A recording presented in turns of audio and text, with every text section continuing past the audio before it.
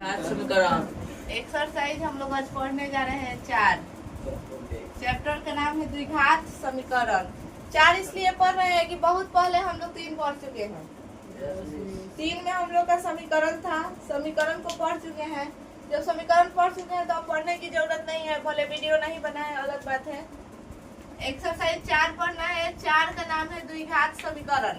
द्विघात समीकरण जो चैप्टर है बिल्कुल रिलेटेड है बहुपद से, ठीक, इसलिए पहले बहुपद पढ़ाई और फिर द्विघात समीकरण पढ़ाई। द्विघात समीकरण जो है हमारा बहुपद से रिलेटेड है, बहुपद से रिलेटेड है।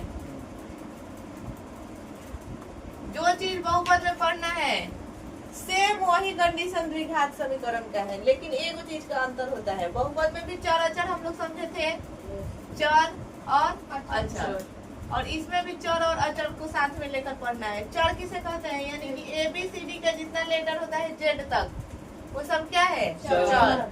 और जो हमारा नंबर होता है यानी कि संख्या, वो हमारा क्या होता है, अचर। ये सब क्या है, अचर। बस यही दो को ध्यान में रखते हुए हम लोग को पढ़ लेना है। जिसके चर का घात, जिसके चर चर का घात 2 हो तो वह द्विघात समीकरण है। द्विघात समीकरण है। चर का घात 2 हो, केवल 2, चर का घात केवल 2 हो तो क्या होगा, चर का घात केवल 2 हो, केवल 2 हो तो वह द्विघात समीकरण है। बस यही जानना है, उसके बाद क्वेश्चन बन जाएगा। हम लोग बहुपद में भी पावर 2 वाला पढ़े थे, इसमें भी पावर 2 वाला पढ़े थे, लेकिन उसमें द्विघात बहुपद और त्रिघात बहुपद दोनों को पढ़ लिए थे। 3 घात वाला पढ़े थे, लेकिन इसमें द्विघात कह रहा है, यानी कि केवल 2 घात होगा, 3, 4, 5 का कोई चर्चा नहीं होगा। और एक इसका पहचान ये है कि कोई बताएगा कि ये क्या है। ये तो हम लोग जान गए कि द्विघात बहुपद क्या है। तो जिस संख्या का चर का घात, यानी जिस संख्या के साथ, मान लो कि ये हमारा है x, 2x², ये कौन सा बहुपद होगा, द्विघात बहुपद। अगर यहीं पे दे दिया रहे तो यहाँ पे रहेगा 2x + x, ये द्विघात बहुपद है। क्या है, द्विघात बहुपद। और यहीं पे 2x⁻³ 9, ये कौन सा बहुपद हो गया, द्विघात बहुपद। ये सब हमारा बहुपद है, बहुपद। लेकिन हम अभी पढ़ाए हैं कि जिस चर का घात केवल 2 हो, तो यहाँ पे 2 है तो तुम सबके मन में उठता होगा तो ये बहुपद बताई, तो फिर ये द्विघात समीकरण कैसा होगा। तो एक अंतर से द्विघात समीकरण हो जाएगा। 2x² + 6 बराबर में 0 लग गया तो ये हो जाएगा द्विघात समीकरण। जब तक 0 नहीं लगा रहेगा पावर में, वो क्या होगा, हमारा बहुपद। और जब 0 लग गया वो हमारा क्या हो जाएगा, द्विघात समीकरण। कोई दिक्कत, तुम सब बताएंगे कि ये द्विघात बहुपद है या समीकरण है, बहुपद। और यहीं पे 0 लगा देंगे तो समीकरण। क्लियर। इसमें एक और बात ध्यान में रखना है कि हमेशा इसका अधिकतम घात क्या होगा, 2 ही होगा, 2 से ज्यादा न 2 से कम। द्विघात बहुपद का पावर हमेशा न 2 से ज्यादा होगा न 2 से कम। जब होगा केवल क्या होगा, 2 होगा। और ये रिलेटेड बहुपद से है। इस बात को मैं इसलिए बताई क्योंकि बहुपद में भी याद होगा तुम सबका कि हम लोग चर पढ़े थे, अचर पढ़े थे, पावर पढ़े थे। सेम वही चीज पढ़ना है। अंतर क्या चीज का हो रहा है, 1 0 का काम खत्म। अब जिसको नोट करना है इतना नोट कर सकते हैं, जिसको नहीं करना है मैं आगे बढ़ सकती हूँ। नोट करने वाला बात एक यही है। राहुल यहाँ पे बताएगा क्या ये हमारा द्विघात बहुपद है, बोलो। नहीं, क्यों,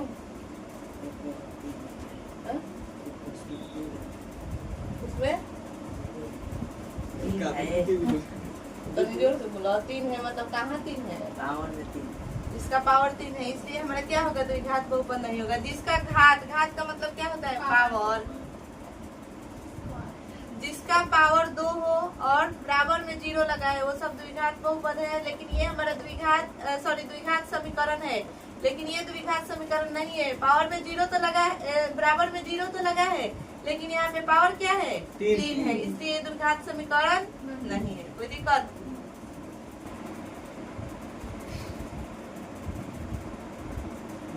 समीकरण का मानक रूप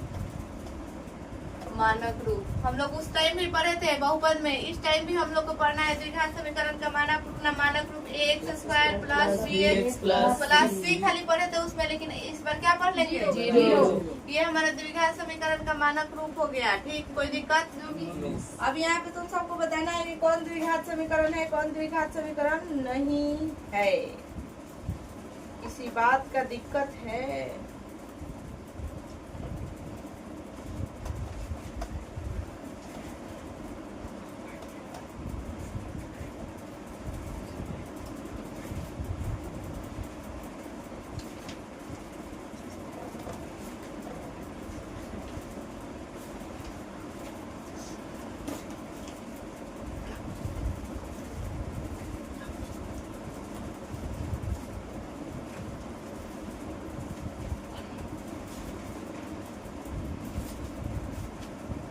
जिससे पूछूंगी वही क्या करेगा? जवाब देगा।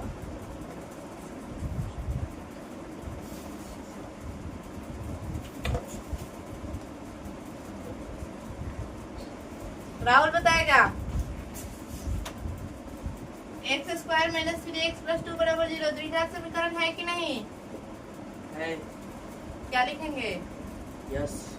अनुष्का बताएगी। x माइनस 2 द्विघात समीकरण है या नहीं है? नहीं है। क्यों? क्योंकि स्क्वायर 2 नहीं है। दो कारण है। पहले तो इसका पावर 2 नहीं है, स्क्वायर नहीं, इसका पावर 2 नहीं है, और दूसरा बराबर में 0 भी नहीं है, इसलिए ये हमारा द्विघात समीकरण नहीं है। कोई दिक्कत? ये बताएगी अनामिका, द्विघात समीकरण है कि नहीं है? नहीं है। क्यों? क्योंकि इसका पावर 2 नहीं है। बाकी बराबर में तो 0 है, लेकिन पावर 2 नहीं है, तो इसका फिर पावर है कितना? 1। कोई दिक्कत? यहाँ पे 9 लिखेंगे। आकांक्षा बताएगी। ये द्विघात समीकरण है कि नहीं है? क्या लिखेंगे? होने का कारण 2 है, एक तो बराबर में 0 है और सबसे मेन पावर में 2 है। आसिफ बताएगा। ये हमारा क्या है? द्विघात समीकरण है या नहीं है? है।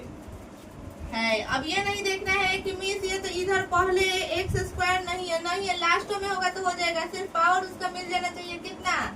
2। पावर मिल गया 2 और बराबर में मिल गया 0, तो ये हमारा द्विघात समीकरण है। बताओ अजीत, द्विघात समीकरण है या नहीं है? है, क्योंकि पावर में 2 है और बराबर में 0 है। पवन, द्विघात समीकरण है या नहीं है? नहीं है। क्यों? क्योंकि उसका पावर 3 है। Very good, clear. यस। अब द्विघात समीकरण में इससे ज्यादा कुछ नहीं पढ़ना है, थोड़ा सा बेसिक हम लोग को याद कर लेना है। a प्लस बी का होल स्क्वायर, जो कि मैं पहले ही बता चुकी हूँ। a माइनस बी का होल स्क्वायर, ये भी बता चुकी हूँ। a plus b into a minus b, ये भी बता चुकी हूँ। a प्लस बी का होल क्यूब, ये भी बता चुकी हूँ। और a माइनस बी का होल क्यूब, ये भी क्या की हूँ? बता चुकी हूँ। आप लोग बहुत अच्छे विद्यार्थी हैं, मुझे उम्मीद है कि आप लोग इस सूत्र को फिर से एक बार कॉपी के पन्ना पलट के देख लेंगे, और नहीं देखेंगे तो अगले दिन तो मैं देख ही लूंगी तुम सबको। कोई दिक्कत? तो इसको क्या करना है? एक बार जो लिखवाया गया है बहुपद में भी ये टोटल फार्मूला पढ़ा चुकी हूँ, पढ़ाई हूँ। Yes miss. त्रिकोणमिति पढ़ाई थी, उसमें भी ये सब फार्मूला पढ़ा चुकी हूँ। कोई दिक्कत? तो मुझे उम्मीद है कि ये फार्मूला याद भी होगा। जैसे a प्लस बी का होल स्क्वायर बताओ ना आकांक्षा। a प्लस बी का whole square, a square plus b square minus 2। a plus b का होल स्क्वायर पूछ रही हूँ। नामिका बताएगी। a स्क्वायर बोलो। a square minus 2ab plus b। बताओ Anamika. a square plus b square plus 2ab। Pawan बताओ। a minus b के whole square, a square plus b square minus 2ab। Very good. तो याद है सबको मिला जुला के a plus b into a minus b का सबको ही बता दे। कोई दिक्कत? सबको लगभग याद है, सिर्फ आकांक्षा का याददाश्त कमजोर है तो भुलाई है, तो इसका दवाई कर दिया जाए। अब हो गया बेसिक, इतना ही हम लोग को सीखना था। सबसे वेरी इंपॉर्टेंट बहुत अच्छा बात मैं बताने जा रही हूँ जो याद रखना है। ये चैप्टर जो हमारा है ना 4, वो ना ही इजी है, नो इजी And no. और नो हार्ड, तो फिर है क्या, तो मॉडरेट है, बीच बीच। ना उसको हम भारी कहेंगे ना उसको Easy इजी कहेंगे, ना हार्ड है ना इजी है। और एक अच्छा बात है कि ये हमेशा से ज्यादा नंबर का पूछता है। पिछले बार के एग्जाम में फर्स्ट वाली में 16 नंबर का क्वेश्चन इससे था, 16 नंबर का क्वेश्चन था जिसमें से 10 ऑब्जेक्टिव था और 3 2 नंबर का था। 2 नंबर वाला कितना था, 3। तो समझ गया होगा सब कि ये इम्पोर्टेंट है ही। दूसरा सीटिंग में यानी दूसरा पाली में जो पेपर हुआ है उसमें 14 नंबर का पूछा था। तो इतना नंबर का क्वेश्चन यहाँ से हम लोग गेन कर सकते हैं, इतना नंबर हमारे हाथ में है। ऐसे तो हम लोग लगभग 50 नंबर का पढ़ चुके हैं, लेकिन एक चैप्टर अगर हम लोग को 16 यानी कि मान के लेके चलो कि 15 नंबर, मैं इसमें कभी छोड़ दे रही हूँ, एक नंबर 15 नंबर के आसपास में क्वेश्चन यहाँ से बन रहा है, तो इसको तो छोड़ना भी गलत है। और पढ़ना है तो अच्छा से पढ़ना है, ये नहीं कि थोड़ा बहुत पढ़ लिए और फिर छोड़ दिए। तो छोड़ेगी सब तो अपना कितना नंबर खोएगी, सब 15 नंबर। जो छोड़ेगा तो 15 नंबर खोएगा और रिजल्ट तो 1 नंबर से भी 3rd डिवीजन आ सकता है। सेकंड के तो बात ही छोड़ो, कोई दिक्कत आ जाओ। अब ये हमारा क्या था, भी यही बात था, इसको याद रखना है और इसको रिवीजन के साथ पढ़ते चलना है। ये नहीं कि पढ़ाई खत्म हो गया तो हम चलेंगे रिवीजन करने, तो वो गलत है। जांच कीजिए कि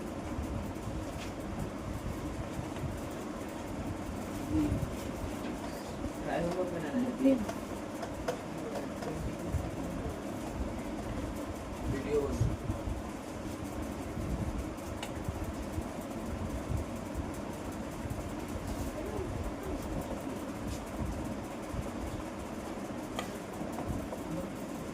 अनुसार होगा तो